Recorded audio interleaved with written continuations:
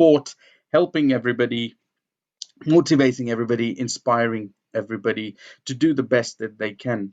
One of the big things we realized was that there was so much uncertainty around that people wanted some control. People wanted, the ability to be able to do things the way they prefer.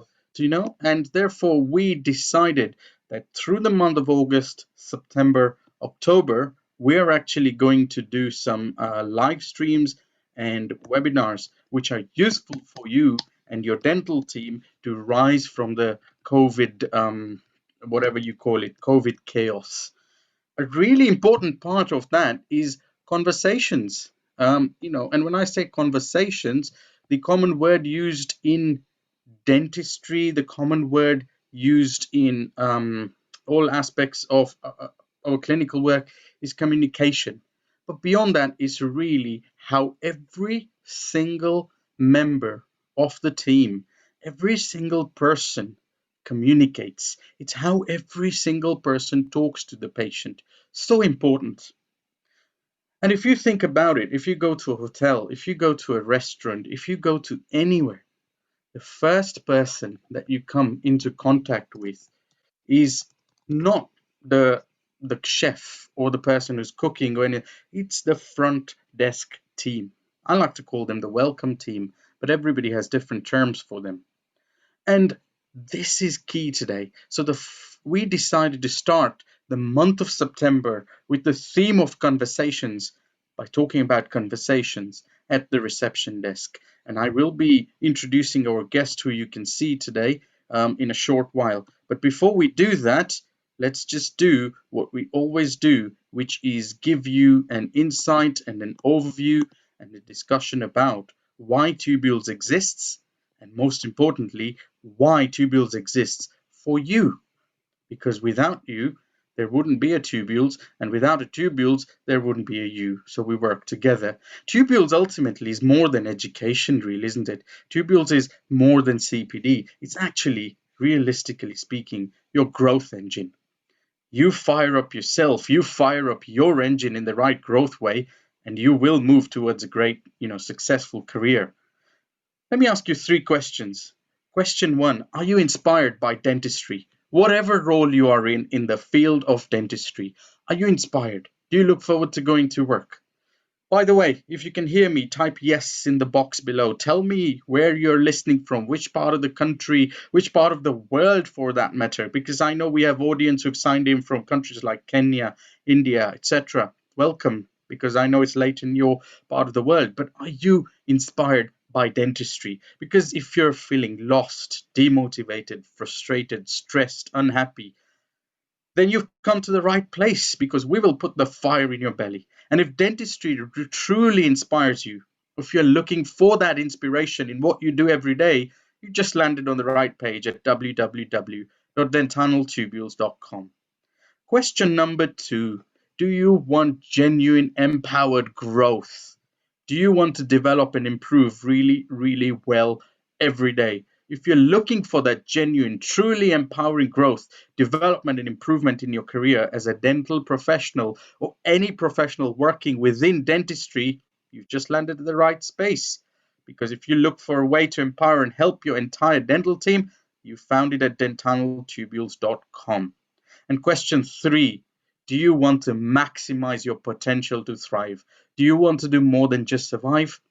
Then really, if you want to maximize your potential to thrive rather than just survive, then you have found the right organization at dentaltubules.com. Because more than CPD, more than education, we want to give you, and we are an organization of tubulites who inspire, who grow, who thrive together. So come in and explore this growth engine, because it's going to put the fire in your belly to move forward. So we welcome you today, because ultimately, growth is about developing. It's about getting better every day, getting that little bit better and better and better and better, so you can serve your patients better. And you can yourself get that success, you can get that fulfillment in your everyday job as well. And what we've found is there are 5 items needed for the right growth. First, you need to know where you're growing to, where you're going to develop and improve. You need a good definition of that. Once you know that, you can gain the knowledge and then you can gain the skills. You need the right environment that's going to support your growth and give you feedback and give you the ability to make those small mistakes so you keep growing. And you know what? The fifth element, which is the most important, the people around you. You need the right community that's going to encourage you to grow, support you, and give you the right inspiration. And at Tubules, we have all of this because each part of what we do is done to fuel these 5 areas. Our IPDP is all about making sure your goals are properly measured and met. It's not just an enhanced CPD GDC tick box. Our PDP is your professional development portfolio to help you grow, and it takes less than 3 minutes to prepare. With our knowledge, we now have over 50,000 minutes of learning on Tubules. You could do an hour a day, every day, and still be here 5 years later, making sure you're learning. That's what we believe in. With your skills, we run our courses, our hands-on courses, our congress. We make sure that we enable your growth, whether it's clinical, whether it's non-clinical, communication, business owners, whatever, we help you. That's our job, to enhance dentistry. With the environment, we work with practices who have practice membership. We have practice owners clubs. We are developing that leadership to help the dental practices become the hubs that enable you to grow. And we have a community of over 45,000 tubulites now, and 50 study clubs in the UK alone, study clubs in India, study clubs in Kenya, South Africa. Tubules is a worldwide network that helps you grow in the right way. The quality people who want to come and learn, not just look at Facebook posts, but properly immerse themselves in learning to become the best that they can be. And we enable your growth in 3 areas. Your personal growth, because if you don't grow, nothing else does. Your financial growth, we give you financial tips, knowledge, everything. And your professional growth, whether you're a dentist, a dental hygienist, therapist, dental nurse, reception team, technician, whoever you are, we enable your growth in these areas. That's why we say when we talk about CPD, others say it's continuing professional development. For us at Tubules, it's bigger than that. It's your complete person development. We want to develop you as a person because that's how you maximize your potential to thrive. And that's the passion with which our team work to help you. That's why we say our 3 mottos are inspire, grow, thrive, because without that, we can't do what we do and we can't enable you. That's why the Tubules Lives was set from July after practices started opening, and every month has had themes, and you will see the September theme down there is all about conversations, and that's where we start today. Going forward, we have themes on marketing, orthodontics, recommended topics, even personal development in January. We're mixing things up, so you are going to enjoy the ride that's coming in the next 12 months and beyond, we hope. Today's speaker, I've known Laura for a long time. She delivered some awesome Tubules Live for us some years ago, and she has gone through the pathway, starting right as a walk into a dental practice, as a dental nurse, as a TCO, someone who's trained other TCOs. I mean, she has bloomed like a flower would, learning slowly and gaining things. It's awesome to have these top tips to help dental receptionists excel, because that's the first port of call for your patients. The first port of call where patients meet the dental team. How important is that? So it's going to be an awesome section. Just one last thing before I bring Laura onto the floor. The CPD is available to premium and practice members, not to base members. But for base members, you can watch this live stream. No cost. Enjoy it. Gain the knowledge, learn everything as you want. I'm just going to do an example. This is not the page today, but you will see a page like this with the video that you're watching. And just under the video, you'll see a comments box. You can put your questions there. You can put your comments. Below that, these CPD questions will appear. They're not there yet, so don't go and looking for them now. But when you see them at the end of today's live stream, answer the questions. You will need to get 60% right. Then click yes. Make sure you put in your reflections. Then progress on, and you will see this bit where you tick your goals for your IPDP. and then progress on. Sorry, I missed that, but there's some GDC high-level outcomes that you must tick for the enhanced CPD, and then you go there and you will get some feedback questions to answer. You have to answer all of these things in order to get your CPD. And when you've finished answering them, a green box will turn up saying you've got your CPD. Then you go to your IPDP. If you've created it, click on quick links and CPD certificates, and your CPD is down there for you to upload and download or do what you want. Base members, you're more than welcome to try the premium aspects of the website. If you go further down here later on, you will see below the chat box an ability to upgrade if you want to try the rest of the site and the 20,000 plus minutes of videos. You can upgrade, and we've realized that we also done special rates for nurses, hygienists, therapists. You can click on apply now. For dentists, there's an annual membership, and we've also now introduced a quarterly membership to ensure that you can get through this without having to spend huge sums. And even when you do the premium membership, there's a 14-day free trial before we take your payment. So we allow you to test drive the website, see what it's like, and enjoy it to the best of your abilities. You won't regret it if you spend that time. But ultimately, we do all this to make sure that we inspire you, we help you grow, and we help you thrive so that you grow, you become the best you can be for you and for your patients. And talking about the best that we can be, I'd like to introduce the best that they can have today. Laura, welcome to this evening's show. Hello, how are you? We're well, thanks. I'm glad to see you here after a long time back on Tubules. So amazing. Oh, thank you very much. Thank you for inviting me. Can you see my screen okay? Yes, we can, and I hope our audience who are across there can see the screen as well. I think everyone can hear us pretty okay. Ahmed Ghaziri says, inspired, just putting out fires here in Salisbury. Ahmed, I promise you, we'll put the fire back in you. That's what we do. Linda from Southgate, Sue from Yorkshire, Daljit, nice to hear from you. So we've got a very, very lively audience today, I'm glad to say. Laura, I'd like to ask you, I suppose it's in your slides, your pathway, your journey, and everything you've done, really. But I just want to ask you one question. Go for it. You have spent the last many years moving from being a TCO to training other TCOs, other teams, everybody. Where did you get that fire from? Well, I'll tell you what it was. When I was a dental nurse, I did my qualification, then I did my radiography qualification. Then Yeah. I moved on to oral health education. And at that time, I wanted to do therapy. And Yeah. I'm going back in time now. There weren't many dental schools that you could do hygiene and therapy in. There were a very limited number, and I wanted to be in London. So it was going to be really hard to get on. So do oral health education. And I couldn't believe it when I started this course that there I was, a dental nurse for a few years now. I've been working in practice full time for a few years, and I was not brushing my teeth properly. I could not believe it. I was like, this is unreal. No one's ever taught me how to brush my teeth.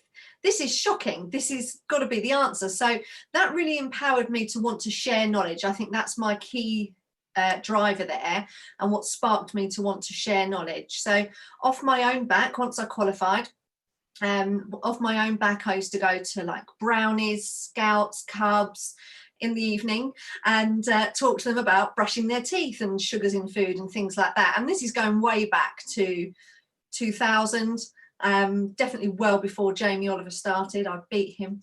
But yeah, so that was definitely my first driver for gaining knowledge and sharing knowledge. And yeah, I was always the dental nurse in practice that trained new dental nurses. I loved it. So I've always been keen to share. And what used to really frustrate me, and I know everyone's met people like this, is when you're at work and you're learning something new and the person training you isn't giving you all the little tips and little nuggets, and they're holding information back because really they don't want you to know, because they're insecure and they don't want you to be as good as them, if not better. And that really frustrates me, because I think we can all learn off each other. It doesn't matter what I'm teaching people. I will always say every day is a school day. I will learn something from everybody I work with. And I think that's fantastic. So yeah, they're sort of my key drivers. But my last boss, Ash, and I left there about 12 years ago now, he was the one who got me into, you know, talking to dentists, lecturing to dentists and their team members. He got me into it, and I was petrified and didn't like it at all. But yeah, so he sort of pushed me down that career path, and he said to me, if I didn't believe in you, I wouldn't ask you to do it. So you need to believe in yourself. And at the same time, I went on quite a journey with personal development and positive mindset, and it all just sort of linked together. And here I am 12 years later. This is amazing, actually. So that's brilliant. For those of us who are listening, just to let you know that just before Laura starts, if you do have any questions, type them below. Rather than doing the Q&A right at the end, we have slots in between where we will answer your questions along. And I love questions, so ask them. So ask away. Floor's over to you, Laura. I'm going to disappear. Everybody gets tired of my voice, but every Monday we keep inspiring you at 7:30. This is your next session. Good luck, Laura, and have fun. Thank you. Thanks, Drew. Thank you. Good evening, everybody. So as you just learned, I'm Laura Horton from Horton Consulting, and tonight we are talking about your dental receptionists, and I'm going to provide lots of tips to help them excel. Now, Drew just mentioned there that he likes the term welcome team and that everybody has something different. And that is so true. So I thought I would just start by sharing with you my favourite title. And my favourite title is actually a front desk professional. So or front of house professional, front desk professional. Front of house really alludes to the fact about, you know, concierge style care, but having the word professional at the end, to me, that is the most important part, because every team member working on your front desk is representing you as professionals, as GDC registrants. You are professionals. You are high creed professionals to all of you clinicians listening. Okay, so it's really important that your team feel empowered to be able to represent you in the right way. And that's really, really important. And as Drew just said, every person, you know, every business that you go into contact with, there's always somebody that you're meeting first. And we're going to talk a little bit more about that in a moment. So in this session, we've got my favorite GDC outcome covered, which is A, communication. Yay. When you just see C all the time, it's a bit boring, isn't it? So yeah, A. So I am also still a GDC registrant as a DCP, and not only provide CPD, but love gaining it too as well. So this is the agenda for this evening. So I've broken it into sections. We're going to start by going through some top tips to help you with new patients, particularly just on the telephone. Now that's quite a chunky section. So then I'm going to ask you some questions, answer some questions rather, once we finish that. And then we're going to move into what you might think is quite a negative topic, but I'm going to tell you now, I'm going to make it fun and you're going to learn lots from me, okay? So managing expectations, complaints and difficult conversations. And then we'll have a Q&A about that section before we summarise at the end. And I would just like to say right now, if you're already thinking, oh, how boring, complaints and difficult conversations, so negative, I'll switch off at that point. Please don't, because I love difficult people. And I know you'll probably think I'm really strange, but I do. So I'll have lots of tips to give you. And please, as I say, do ask me questions. I love answering questions. It keeps me on the ball. Now, Drew has a link that he'll put out for you in a moment. For a report that you can get from myself, which really just details how I work with practices and a few other bits, which I'll get to in a second. So I've got 3 main ways of working with practices, and all the training takes place online or in a hybrid approach. So Practice Club, I'll talk to you more about that later. I've got a special offer for you listening today. So Practice Club is for owners, managers, dentists, front of house, and it's a program that's around until July 21. The Treatment Coordinator Club has got different levels of education, and it's just for treatment coordinators, and they're all online with instant access, and each one has accounts available for 7 people for the one price. And then HC is Horton Consulting, and that's how I work with practices at a really high level through a hybrid approach, which is either virtual training or, where it's relevant currently, going into practice. Mainly what I do is face-to-face. So if I can't come to the practice, I'm definitely spending time with you on Zoom. Don't worry about that. So they're the different ways that I work with practices. And this is the link that Drew will put out to you. Is just copy and paste it into your browser. It's a free e-guide that I've recently created, 11 ways to increase your practice productivity and profitability. And you can get that for free. Drew will pop that link out. And you will now see the link in the chat box below. Thank you, Drew. You're so slick. Okay then, so let's get into it then. Handling new patient inquiries. So obviously we've got the telephone, and other things I want you to think about after this webinar tonight are the walk-in experience and how you handle email inquiries and how you handle people that book online. What you're really going to see from me is that systems are really important. I am system crazy. So everything that I ever teach to a practice has a system, a manual, verbal skills, and then we train on it. We like to design what you want to experience and what you want to deliver, and then train on it. So as Drew just said, and he didn't know this slide was in my presentation, but the first phone call that the patient has with the practice, is it the first impression of your practice? Well, it's probably the first human impression of your practice. The patient may have been on your website, even if it's just to get your phone number, but it really is the first impression of your practice. And you really need to think about how you're going to come across from the very moment that you answer that phone. Don't worry, I'm not going to now tell you to smile and all that stuff. You know that, that's from the 80s, isn't it? What you really need to concentrate on is your tonality and the speed and that first impression that you make with the way in which you answer the phone. And you'll see that I just really slowed down my tone and my speed then when I was talking to get a message across.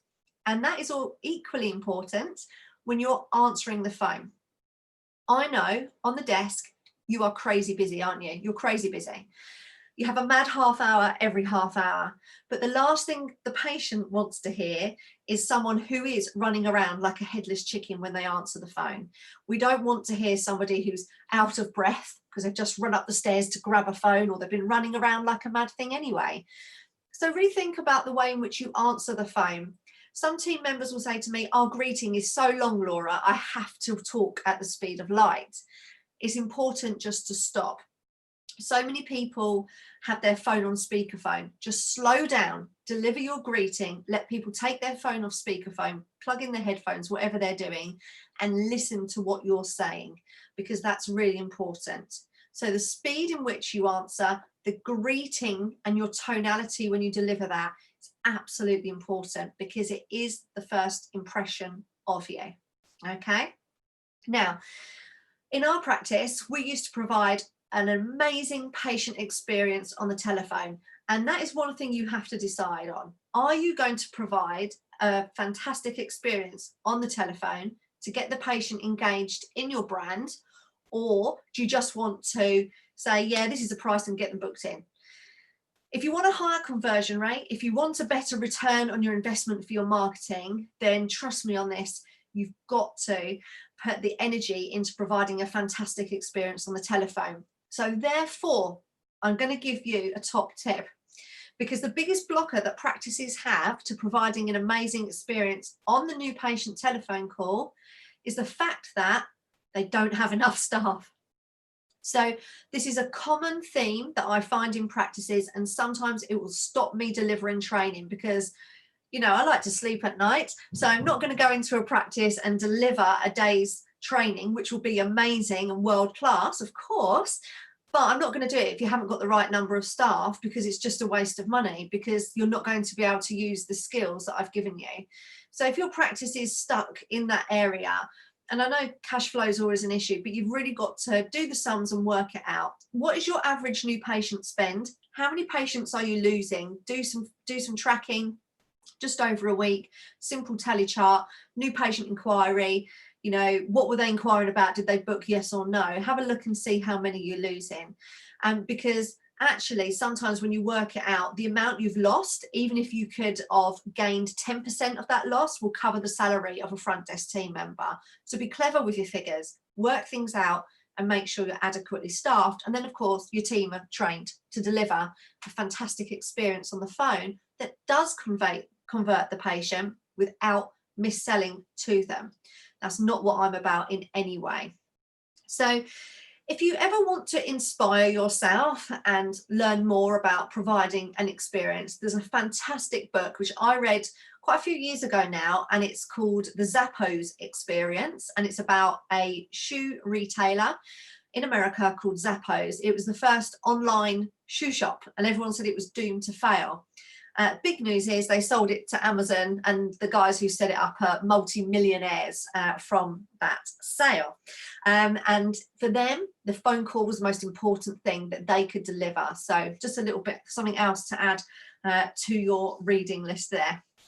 So what I want to go through with you now are key parts of the phone call, and I'm going to go through each one of these in more detail. So being in control of the call, knowing your unique selling points, explaining treatments non-clinically, quoting confidently, and providing a solution.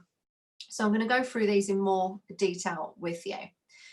Okay, so controlling the call. This is actually the most important part to the new patient phone call. Many patients take control, they lead, and you follow. So they'll ask a question and you'll give them the information. They'll ask another question, you'll give them the information. What you want to do is right from the start, take control of that phone call and that communication and lead the patient where you want them to go. Now, for many of you in practice, and I'm going to talk to you about quoting in a minute. Okay, so for many of you in practice, you may have been told, don't just give the fee. Okay, so the amount of times front desk team members have been said that, sorry, just don't give the fee, not the key.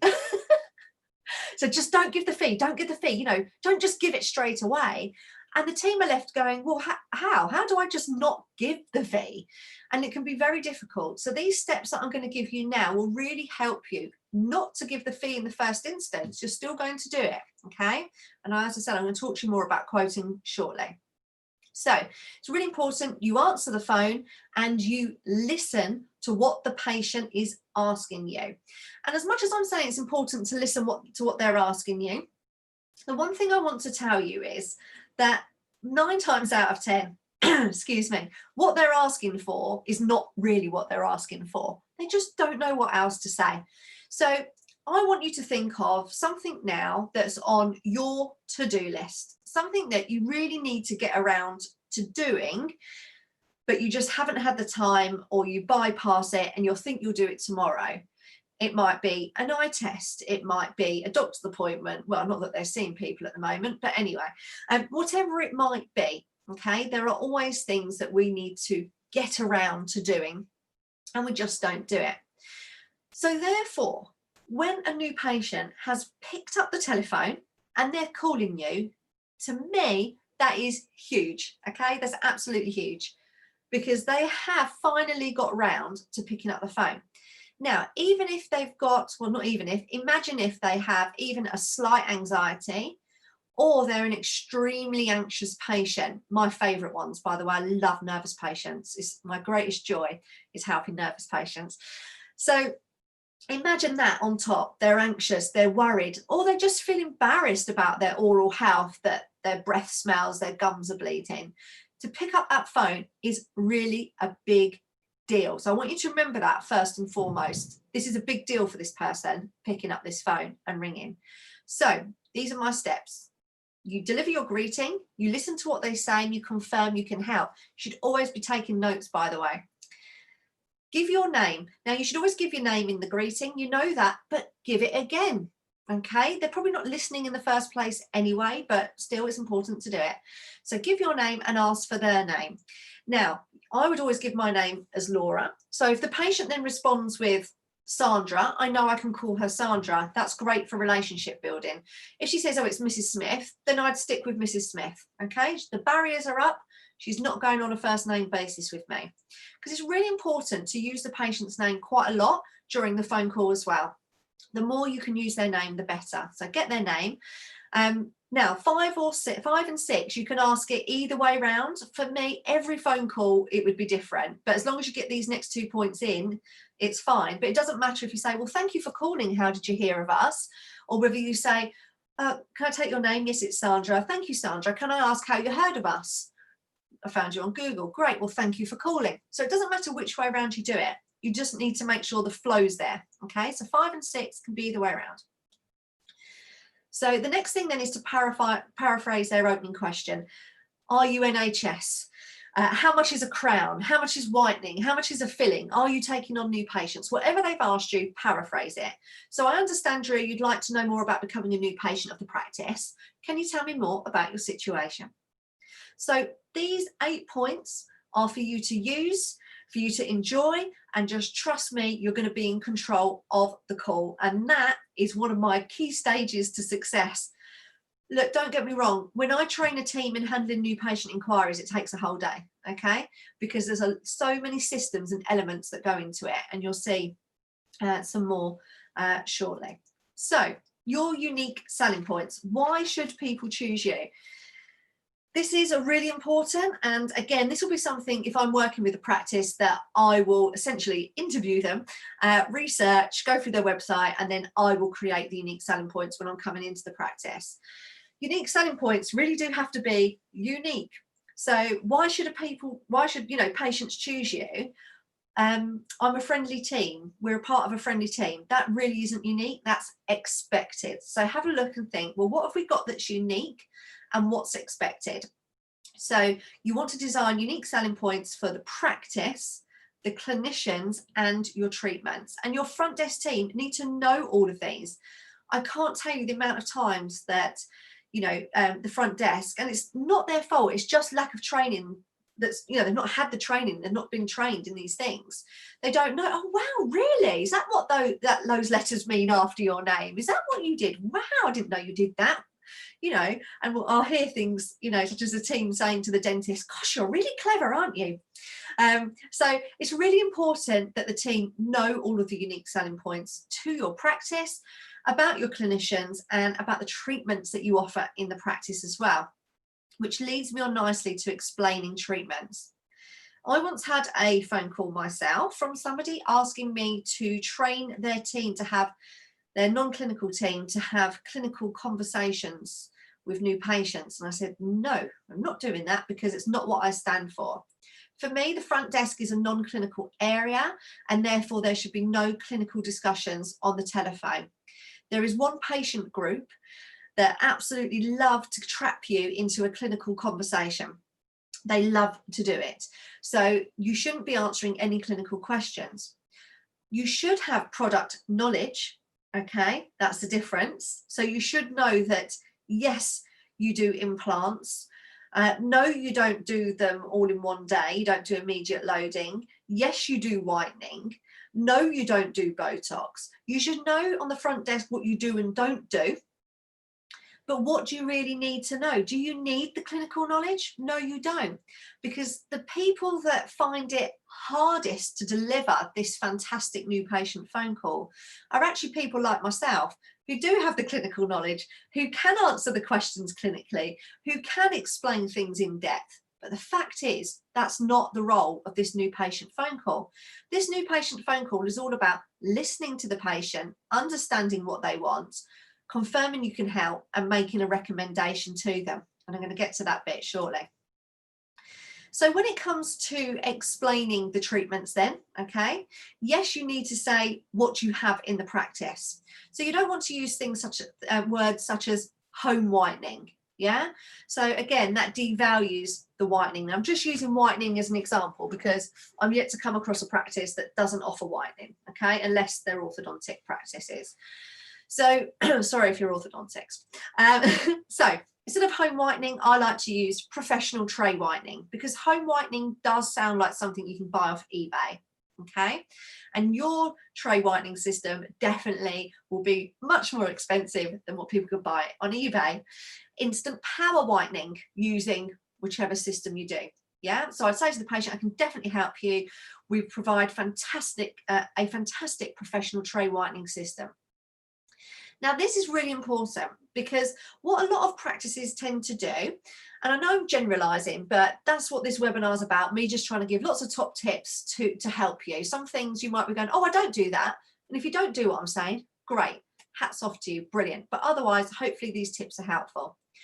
One of the common things that we tend to do, and treatment coordinators do this and dentists do this, is we tend to talk a lot about features, and we tend to talk a lot about advantages and not benefits.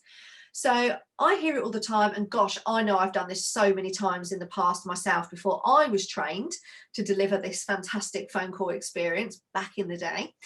So when we're talking about whitening, we tell a patient about the trays, and that you have impressions taken or a scan, and that the trays are made bespoke to the teeth, and they've got these lovely little bubbles on them, and then you get this gel, and you put the gel in the bubble and you wear them overnight, and you keep the gel in the fridge, and you do that every day for 2 weeks.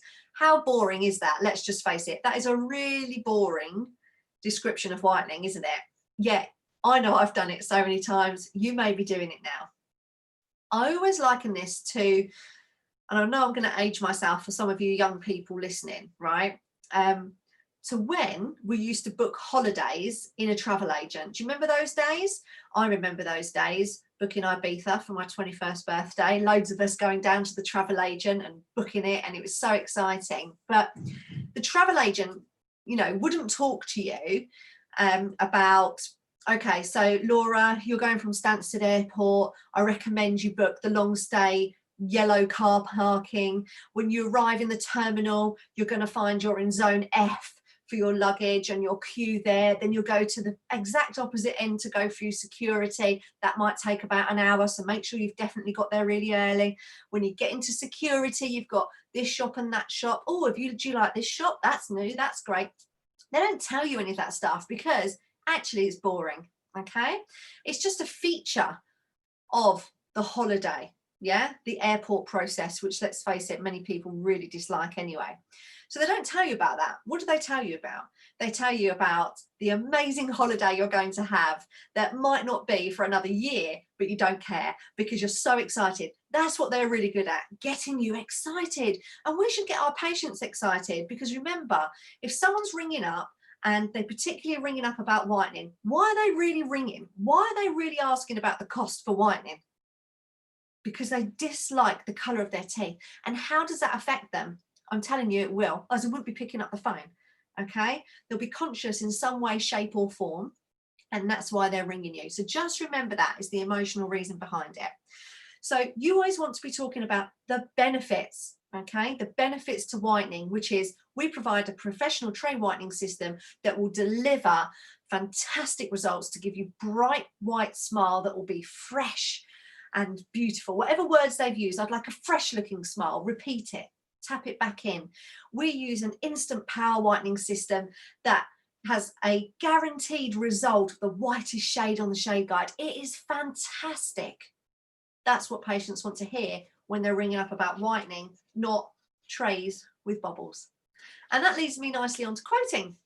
So I have got to tell you this, because this is what I tell every practice that I work with, any inquiry that comes through. The front desk team have to quote on the phone. Now, I've been doing this for years and years, and I am really proud of my conversion rate on the telephone. Our average new spend for patients was £14,000 for cosmetic dentistry and £25,000 for implant dentistry, average new spend per patient. We would speak to them on the phone, and 80% of the patients that converted would book a comprehensive assessment with our dentist. Now, that appointment was a high value appointment, and we would take the full amount for that appointment over the phone to reserve it too. We would not have been able to do that. We would not have been able to have such a high conversion rate, which was average 92 to 95%. We wouldn't have been able to do that if we didn't quote the patients on the phone.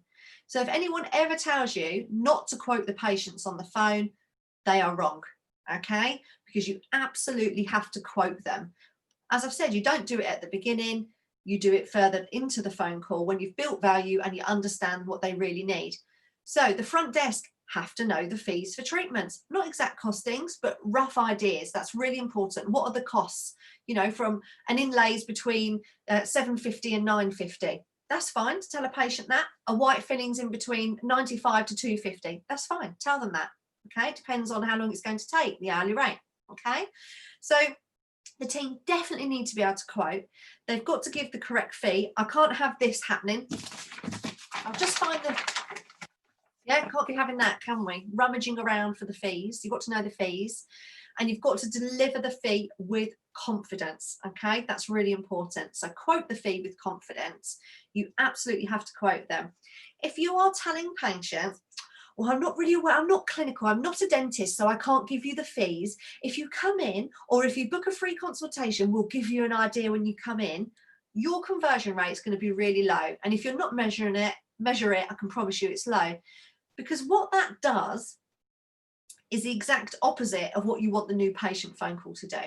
You want the new patient phone call to build trust in you as a practice. And if you can't give the fees until someone walks through your door, they're not going to trust you. You know, you're hiding, aren't you? You've got something to hide. Doesn't work. Trust me on this. I've presented huge fees to patients as a treatment coordinator alongside the dentist on the telephone. I know what I'm talking about. So you need to do it, but you need to be confident, and you need to then be able to move the conversation forward. Okay. So after you've quoted the patient, you need to say what the next option is. Now, on the front desk, as I've said, it is a non-clinical area, okay? However, as team members, you can't make recommendations, can you? Hopefully you know that. You can't make recommendations. You can't say, oh, I definitely recommend the tray whitening over the instant power whitening. You're not allowed to say that. Only a dentist is allowed to say that, right? However, there is one thing you're allowed to recommend to a patient that has not yet been to the practice, and that is an assessment. So I recommend that you use that language. Okay, so I'd quote the patient. You're looking at roughly between £250 to £500 for the white filling that we've discussed today, Drew. What I recommend now is that you come into the practice for a comprehensive assessment. Would you like to know more? Now, some of you might be offering complimentary consultations instead. Obviously, every practice is different, and it depends what type of patient you're going to book into a complimentary consultation. The other thing you need to really think of here is how quickly can you get the patient in? So that might be something you need to go and address back in practice tomorrow morning. Lovely thing to address on a Tuesday. How long is it before we can get someone in? Because if you can't get them in for a week, you've got in less than a week, you've got a problem. Okay, you need to get people in within 7 days. Obviously, if they're being difficult and they can't make the times that you have available, that's different. But if someone's got to wait 2, 3, 4, even 6, 8 weeks for an appointment, you're going to lose them. They're going to lose momentum. Remember what I've said? That it takes a lot for people to pick up the telephone. Okay, it's a big thing. Right, so I know I have discussed a lot of things there, so I'm just going to take the opportunity to see if anyone's got any questions about the new patient phone call before we move on to managing expectations. So talking about that, you've kind of worked through a workflow, which is brilliant. Many times you get kind of, I'd say, hesitation from patients or objections. Maybe you quote the fee and they go, yeah, all right, I'll think about it. Or and if you get that, some of them will say, I'll think about it and hold the phone. Some of them go, okay, thanks, bye, phone gone. I suppose you've seen both ends of that experience as well. How do you make sure that you kind of mitigate that, or jump in before they cut the phone off? How do you deal with an objection? You might be covering this later, so if I'm jumping the gun, I'm sorry. No, I'm not covering it actually, so it's a good question. So the whole point is, if you can build as much value as possible into that phone call, actually the patient is not going to have an objection unless it's something really genuine. And because you've delivered this fantastic experience on the phone, which by the way can take like 5 minutes, it's not like you're going to be on the phone for half an hour, right? Yes. Because you've built this value and you've listened, I tell you, no one else will have had an experience like it. They can ring somewhere else, they'll ring you back as well. Trust me, that happens. Okay, they're not used to this. So you've listened to them. It was a big deal for them ringing.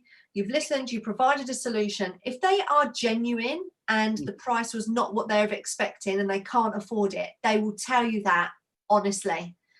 They won't say, oh, I need to get my diary and ring you back and all of that rubbish. Mm-hmm. Yeah, the people, if you're hearing that a lot at the moment, that's because you haven't built enough value in the practice, the fees, and everything that you're offering. I think And I that's a know that sense. sounds really harsh, but it's the truth. I think I don't that's believe in sensible shoppers. because you talk about that, and yeah, Leanne says she's joined a little late, but she's watching from tonight, so her some questions may come in a bit later. The person who wrote the Zappos experience, Yeah, Joseph Michelli. Joseph yeah, love him. Michelli's first job was Starbucks Yeah, when he was a single store in Seattle. I did his customer experience course over lockdown. He doesn't do many courses, and you're right. The thinking behind that is amazing because it's about the customer experience he talks about, and what you've just spoken about in those 5 minutes. yeah, It's an experience that someone's made an entire judgment of your practice. It's a real challenge, isn't it? In terms of also one, maybe we touch on this a little bit as one question, Laura. In those 5 minutes to make a judgment of your practice, you've got to be really confident in relaying this as a reception team, in yeah, relaying information. And perhaps the confidence wanes either because you have different personality types of phone callers, yeah, someone who's aggressive, someone who's quite bossy, or someone who's very meek, that sort of difference. yeah. The confidence may wane because you're not confident of the pricing structure. Have you experienced this in your mystery phone calls or when you do training? Yeah, absolutely. And I think that's, with the training that I do, it's all about giving people confidence. We Yeah, can't expect the team to deliver a fantastic new patient phone call without training. We don't expect dental nurses to deliver world-class clinical support without years of training. So why are the front desk team left out? They're always left out. They're understaffed and they're not trained. So you've really got to invest in them if you want them to be confident. The training is absolutely key. And yeah, if they're not confident of the prices, so that's another, very valid point. If in your practice, you don't even know what your fees are, you're making them up as you go along. You might have a fee guide for compliance reasons, yeah, yeah, but you're yeah. still making it up as you go along. How are the reception even meant to quote if it's different for every patient? I can't tell you how many times that happens. That That's happens a very lot. very true. I think there's almost a consistency you need to make a script kind of thing. Yeah, absolutely, because the team need to be confident in what they're delivering, don't they? Yes, Yeah. And absolutely. you can't be all bells and whistles on the telephone, yeah, providing this experience, yet when the patient comes in, it's absolute chaos. This is right as well. It is the same experience you have to deliver right through the aspects as well. Yeah. And as a clinician, I genuinely cannot say more. The team is such a key to this. If any of you have questions, please type them in the box below. I'll let you carry on, Laura. And Yeah, cool. as the questions come along, I'll type them along, and we can pick them up at the next Yeah, break that's here brilliant. We're as going to well. do more questions soon. Okay. Yes, So that's great. let's get into the next bit then. So managing expectations. So really what I want to talk to you about now are dealing with little hiccups that happen in practice. It's just part of practice life. It happens to everyone. We're going to talk about different types of patients. We're going to talk about patients with bad manners, unhappy patients, and then I want to give you some tips with complaint handling. So let's get into this. As I said, I know, like Drew's just mentioned, some people are joining quite recently. So at the beginning, what I said is that I actually love dealing with difficult patients.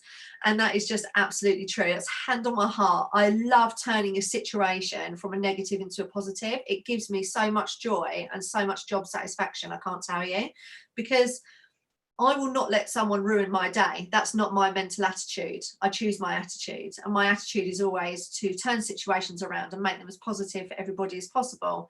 Because actually, it's better to give yourself energy than drain yourself of energy. So what are the hiccups that happen in practices? Well, there's loads, isn't there? Gosh, I've got a course called Reception Live, and there's a whole segment, an hour and a half, on dealing with difficult situations. I've just pulled out a few here that probably are really sort of prevalent, but one of them is to do with timekeeping, and that can be from the patient, that can be from the clinician. It covers all manners of things, but timekeeping can be really, really stressful, can't it? Even now, where to me, I thought, gosh, the one positive, well, one of the positives to come out of this awful COVID situation is that dentists can no longer run late. They've got to run to time, haven't they? Well, no, that's not happening. Dentists are still running late. And there's always many discussions around that. For me, one of the unique selling points that we used to have in our practice was that we ran to time. We'd shout from the rooftops about it, and that's why people came to us as well, because they loved us. So just go back to USPs on the telephone. That's a USP that we used to give away. So the other problems that come up are technical problems, aren't there? Computers, payment machines, scanning machines, the OPG, you name it. When something goes wrong, it all goes wrong, doesn't it? Okay. And then lab work. Lab work's always an issue. That came out really negatively, and I didn't mean it like that, but lab work can often be an issue because it links directly to communication, doesn't it? There's been a communication issue. So for me, these are what I call hiccups in practice life, and they happen at least once a week. A hiccup will occur. My recommendation and my top tip to you here is always just be honest with the patient. There's no point making up a story. Okay, you've all got to sing from the same hymn sheet, so just be honest with the patient. If you personally have made a mistake, just tell them. I'd ring them up and I'd say, hi Mrs. Smith, it's Laura from Horton Dental. I booked you an appointment yesterday for Thursday the 20th at 3 p.m, and I have to be honest with you and tell you that I've made a mistake booking that appointment, and I do need to reschedule it, and I'm really sorry for any inconvenience caused. I shouldn't have booked that appointment in that slot. Okay, and just be honest. People really respect honesty. Whenever you've made a mistake, just be honest. The worst thing that happens in practices is that actually we blame the labs, don't we? It's not the labs. The labs have done nothing wrong. It's the docket. It's the whole system around it. The poor lab guys, I'm being sexist now, the poor lab people, yeah, haven't done anything wrong, but we blame them all the time, don't we? Why are we blaming the labs all the time? It's not always the labs, is it? Yeah, it's the system, it's the communication, it's the docket's not been filled in correctly, the wrong return date's been put on it, etc., etc. You know all these happen, but what do? It's a get out of jail card, and sorry to any technicians that are listening, we blame the lab. Don't blame the lab, okay? The reason the inlay hasn't fit is because of the poor impression. It's not because of the lab, okay? They've done the very best they can. So just be honest at all times. That is my recommendation for you in the hiccup section. And now I want to talk to you about, you know, patients with bad manners and unhappy patients, okay? So we all know, in your practice, you all know at least 2 or 3 patients that you see their name on the day list and you just go, oh gosh, because they are just not nice, okay? They've been a patient of your practice for 5, 10 years. They're just not a nice person. They're rude. They've got a negative energy. Their body language, everything is negative. Every comment they make to you is negative. And it might even be about the pen that they're signing with. Yeah. Oh, well, this is a rubbish pen. You know them, don't you? Okay. They absolutely suck the life out of you. So with these patients, with their little jipes and their little comments, don't let them ruin your day. Be really positive. And I love to kill people with kindness. I am so happy. I'm so professional. I'm so smiley. I'm going above and beyond with my patient experience, but I'm not going to be patronizing. That's the key. Okay. Don't be patronizing with it, but basically don't rise to it.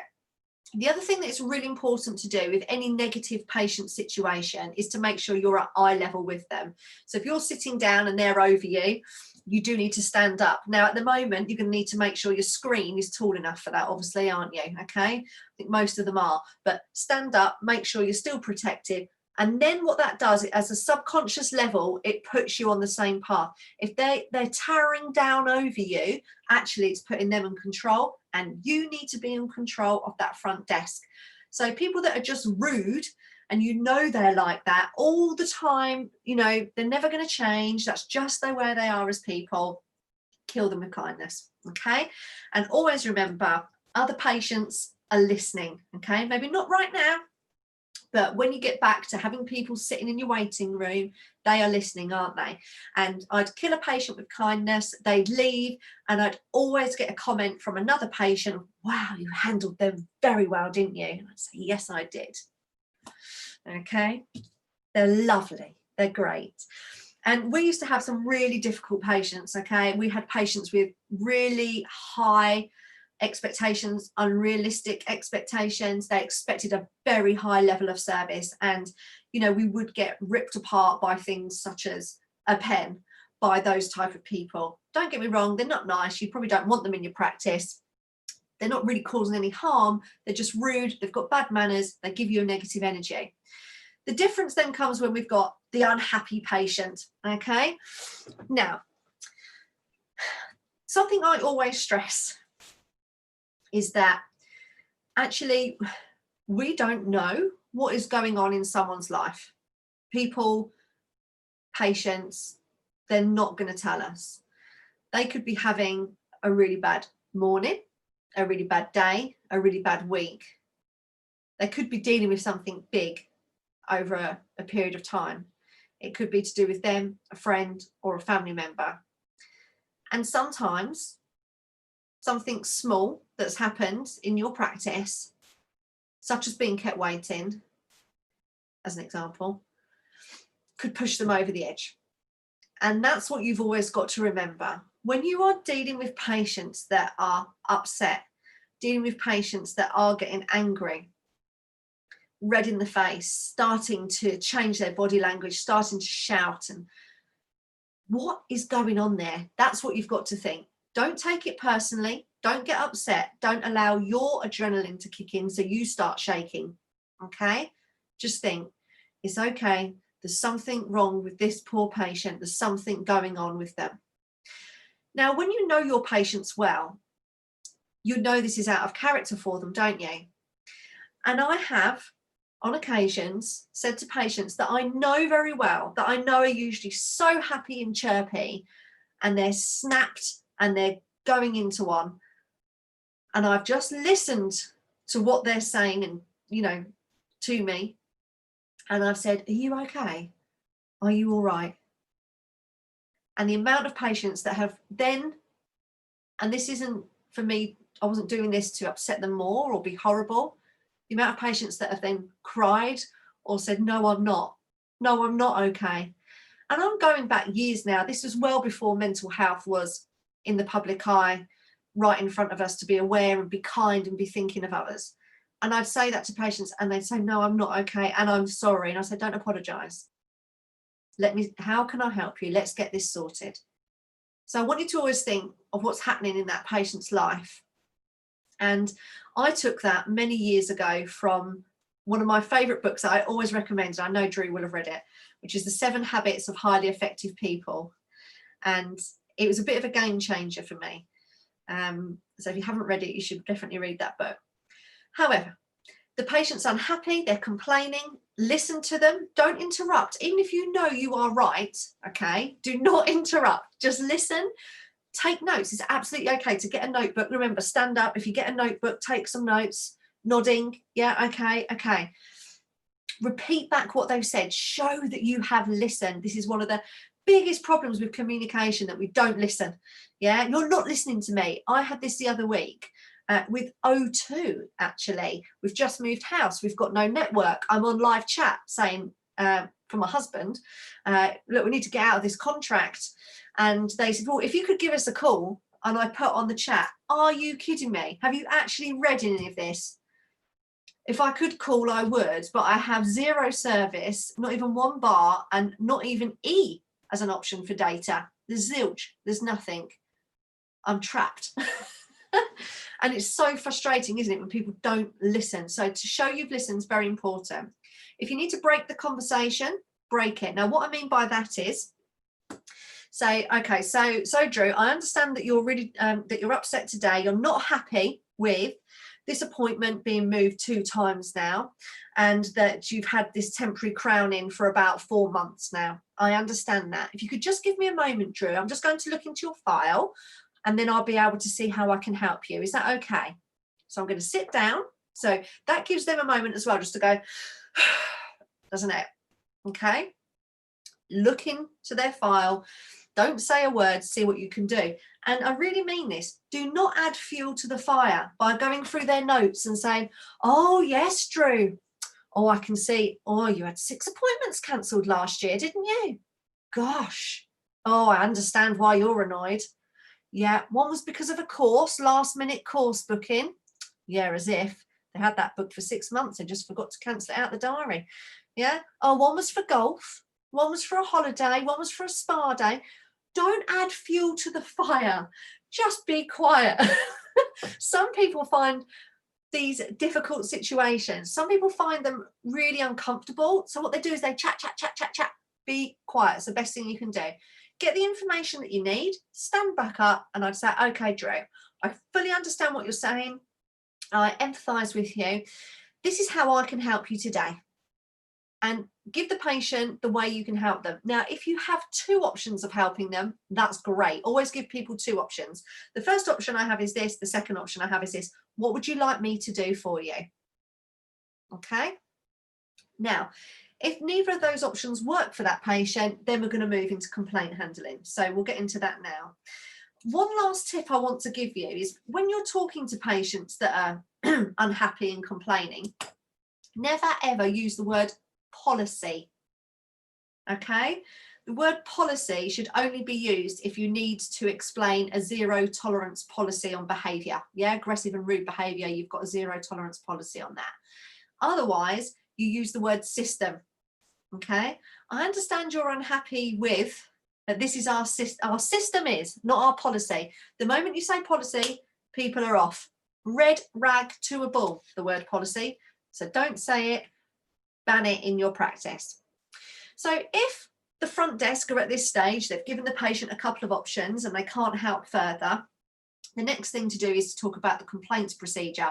Now, practice owners and dentists, do not freak out on me here. Just listen to my thoughts on this, okay? Because this works brilliantly. Firstly, what I've just gone through, it's really important that the front desk deal with, okay? Sometimes the moment a patient grumbles, the front desk run to the practice manager. Poor practice manager has to constantly come out and listen to these little grumbles that actually the front desk are capable of dealing with. And when as a front desk professional you do that, you're undervaluing yourself. Yeah, you're putting yourself down because you're not able to deal with the unhappy patient. So don't do it. Deal with it. Yeah, deal with it. Be polite, be professional.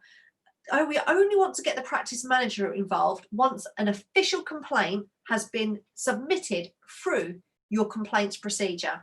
So if I'm at this stage now and I've said to Drew, okay, Drew, I've got 2 options for you. This is the first option. This is the second option. What would you like me to do? I'm not happy with either of those options. I want to be seen sooner than that. I don't want to pay for this treatment. I want a refund. Whatever they are snapping and shouting at you, hopefully not shouting, but whatever they're saying to you, I would say, okay then, Drew, so I need to let you know of the next step. And the best thing for you to do now is to put an official complaint into the practice. I'd like to give you a copy of our complaints procedure. So I can't help you any further today, and I do apologise about that. I really would love to. I think to get this resolved, if you complete the patient complaint, you can send it by letter or email. We will confirm that we have received the complaint. We will then do a full investigation into your complaint, and the practice manager will do this alongside the clinical director of the practice. They'll get back to you within 14 days and they'll probably invite you in for a meeting to resolve this situation. And that is the best thing to do going forward. So if I give you a copy of our complaints procedure, then you can submit that, as I say, by letter or email, and that will be the next best thing to do because I can't help you any further today, okay? Now, if they say, well, okay, then that's what I'm going to do. I'm going to write a complaint. If they say, well, I want the practice manager, I want to complain now. The practice manager isn't available now. The only way to formalise a complaint is by following this complaints procedure. Now, 9 times out of 10, trust me, these patients aren't going to put a complaint in. But even if they do, so what? The investigation is going to show that you were following your systems and everything was right. Okay? Sometimes it's good for the patient to vent their complaint. Yeah, we do learn good things from complaints as well. I think that's the other thing you need to take from it. Don't be frightened of complaints. Look, let's put them into categories, which is what I've got here. Minor, medium and major. So what's a minor complaint? Patients unhappy with the parking arrangements and the bus stop's too far away and it's raining and windy and their umbrella's blown inside out. What can you do about that? Come on, yeah? What's a medium level complaint? Perhaps they've been kept waiting. I know I keep using that as an example tonight. I'm really sorry. They've been kept waiting. Their appointment was cancelled at late notice by the clinician or the practice. That might be a medium level. What's the problem with getting medium and major levels of complaints? It diffuses the situation. To tell the patient about the complaint procedure, this is what you need to do. It diffuses the situation. It gets them out of the practice or off the phone. What is the point of sitting there with them for half an hour going tit for tat, everyone getting upset and stressed out? Because it ruins your day, and you know it does, and it really affects people, and it's not on. Diffuse complaints quickly, pass over the complaint procedure, do an investigation to show that you were right, happy days. But remember, they're mainly going to be minor or medium complaints. A major one is, you know, a letter from the GDC, isn't it? That's going to be a major complaint. There's an investigation, that type of thing. That's not going to happen here. We do learn from complaints. Some of the best things we ever learned in practice was actually through patient complaints. I used to welcome them. We learned so much. It was actually fantastic and really helped us to raise our game with what our patients are expecting from us as a brand as well. So as I say, I know that might seem extreme, but it's not. What do the front desk need to know? Your complaint procedure, and they need a nice little brochure or something very quick and easy to email over, don't they? Now, I'm going to open up for more questions in a second. So if you've got questions, this is your last opportunity to ask me, so pop them in. I mentioned to you earlier about practice clubs. So just to give you a summary of that while Drew's looking for questions, he'll put the link out to this as well. So practice club is something that I have launched. As I say, it's just until July 2021 to really support practices in the UK and Ireland to help them really bounce back from COVID. I've never done anything like this before. I always work with practices at a higher level with consultancy training. So this is a once in a lifetime opportunity to get access to all of my amazing content. All of these areas that I'm going to deliver in Practice Club really help you with productivity and profitability, and they're key for you going forward. So these are the areas that I'm going to be creating content for and implementing into Practice Club over 12 months. It will all be color coded as per the role in practice. So if it's something for a dentist, you'll see it's color coded. You can pop in there. Each account, you get 7 accounts in total included in the price. There'll be webinars on demand, interviews on demand, and I'm all about systems, resources, and scripts. So if I talk to you about a script, for example, in one of the sections, I'll provide you with the script as well. That will be in there for you to use. So Practice Club, for September only, you also get access to the Treatment Coordinators Club's Introduction to Treatment Coordination course, again, for 7 people in your practice. And that's worth £400. That's a great saving. Practice Club is £300 as an initial payment in September. Pop this code into the checkout and you'll save £100. Then it's £150 a month from October to July 21. Okay, so just leave that up there for a second and Drew will pop the link out as well. Yep, thank you. The link should be under in the chat box for those of you who are listening and watching, so which is very, very useful. If I can relay some of the questions, some from earlier, some from now. I'm going to start with Saranya Satyamurthy, I hope I pronounced your name right, asking, any tips on how to deal with a phone call asking for NHS registration? The practice cannot take on NHS at the moment, would like to provide the private option. Yeah, it's always a difficult one, isn't it? But again, it's just about being honest. Whether you're independent, whether you're up to capacity, you don't have any capacity. One thing I definitely say to practices is not to have a waiting list. It's just such a headache to have a waiting list. People just keep calling back up and blocking your phone lines all the time. So I think the first thing is if you can understand why the patient's calling. So we've had this, and being totally honest, patients used to ring and I used to think, gosh, do we look like we're NHS, right? We've got this world-class website. You know, this is back in the day when most practices probably didn't even have websites, right? But let's go back to what I said earlier. What is the patient really ringing for? Sometimes they're just asking a question because they don't know what else to say. Are you NHS? How much is this?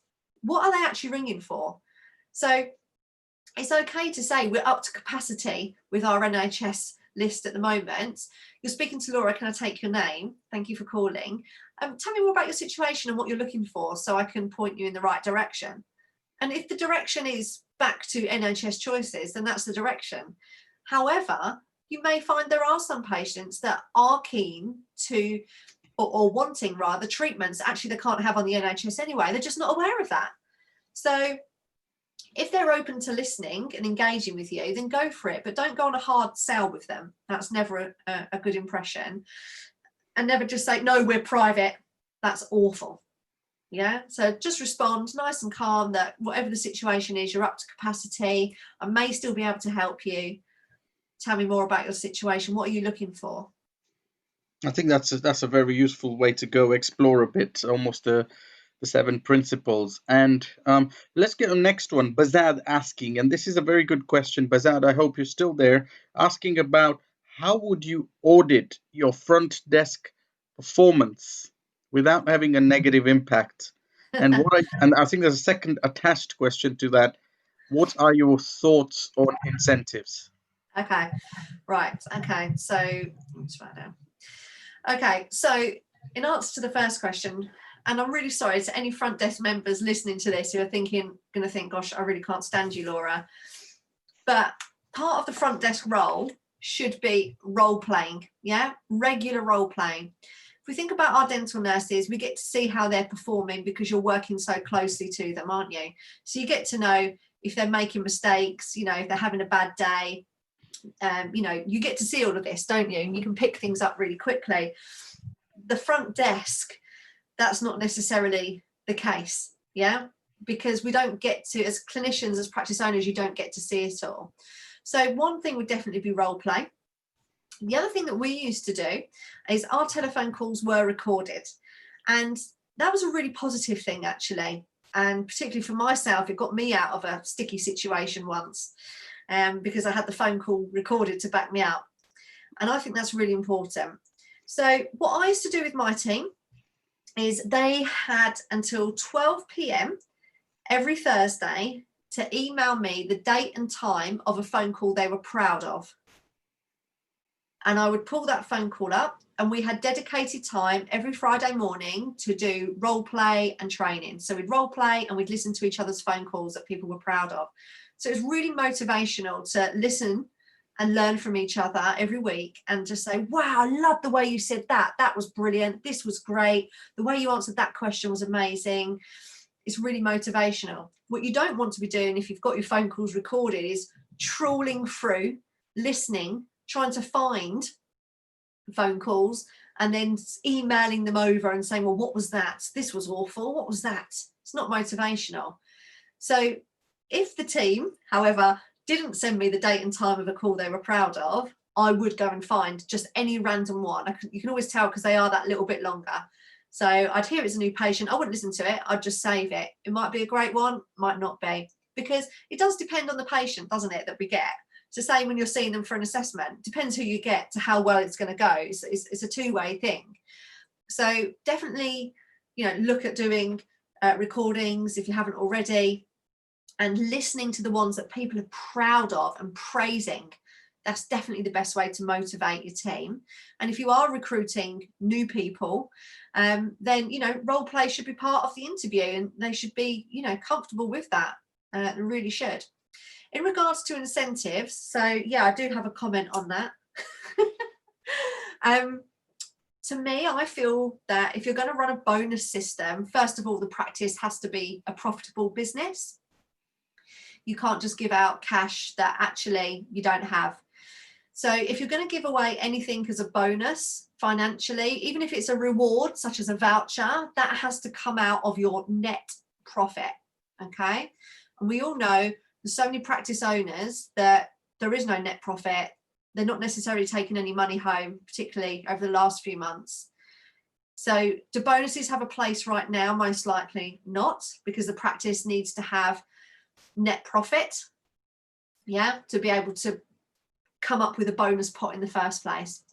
To me, then, the whole team should be bonus. But obviously this depends on your practice and what your practice is like. So I could spend a very long time working with the practice, designing their bonus system for them. One, it's got to be fair, so it's always paid out pro rata. If people have time off, they don't get a bonus. That's for unplanned absence. And for me, it should be the whole team. It really should be, because, you know, the front desk, the TCOs, the dentists, the hygienists, none of us can work without each other. And yes, the TCO role interlocks everything else. But if you've got a TCO and they're getting bonuses, I don't agree with just them getting bonuses, because without the front desk, they wouldn't have any patients. Without the dentist, they wouldn't have any treatment plans. Probably a bit washy.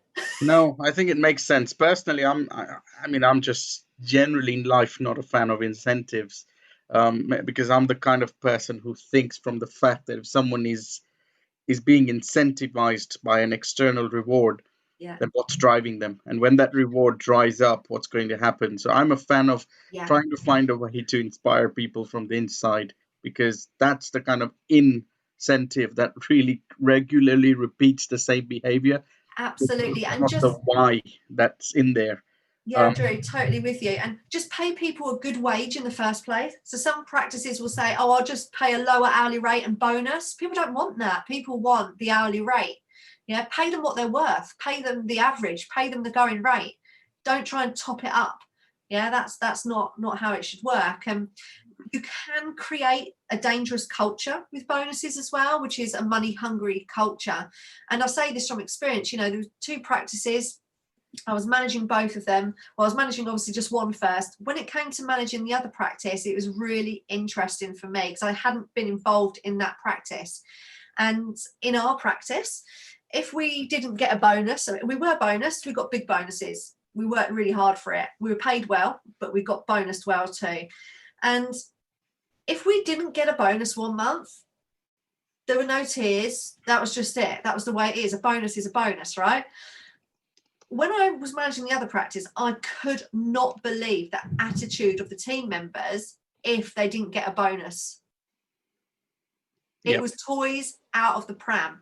And what had developed at that practice was what I call a money hungry culture, which is something I can't stand.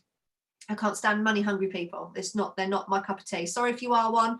There's a difference between having goals, yeah, in life and wanting to achieve great things, but money being the driver, that's not for me. So I found that really shocking and actually quite upsetting that there was such a difference between the culture of bonuses in each practice.